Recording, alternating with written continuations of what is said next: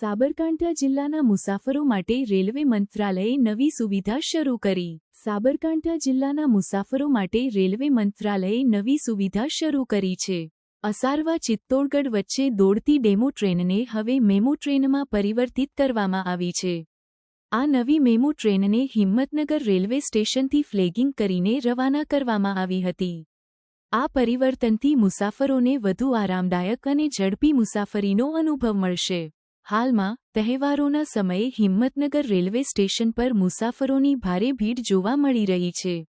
અસારવા ચિત્તોડગઢ ટ્રેનમાં કોચની સંખ્યા ઘટાડવામાં આવતા મુસાફરોને ફર્શ પર બેસીને મુસાફરી કરવી પડી રહી છે। આ સ્થિતિને ધ્યાનમાં રાખીને ટ્રેનને મેમુમાં પરિવર્તિત કરીને મુસાફરોને વધુ સુવિધા આપવામાં આવી છે। અસારવા ચિત્તોડગઢ મેમુ ટ્રેન હવે દરરોજ સવારે 10:05 કલાકે અસારવાથી રવાના થશે અને રાત્રે 8:05 કલાકે ચિત્તોડગઢ પહોંચશે।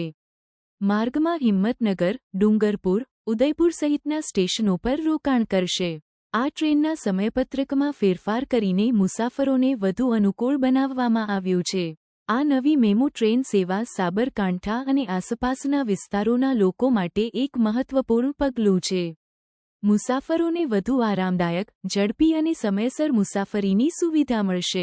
રેલવે મંત્રાલય દ્વારા લેવામાં આવેલ આ પગલાંથી સ્થાનિક લોકોમાં ખુશીની લાગણી જોવા મળી રહી છે। વડાપ્રધાન નરેન્દ્રભાઈ, રેલવે મંત્રી અશ્વિની કુમારજીને આપણે સૌ વંદન કરીએ, નમન કરીએ અને આવનારા દિવસોમાં આ રેલવે ખૂબ સરળતાથી વહનમાં આપણે બોમ્બે, પૂના, દેશના ખૂણે ખૂણે જઈ શકીએ એવી વિનંતી સાથે આપના માધ્યમથી સરકારને આભાર માનું છું।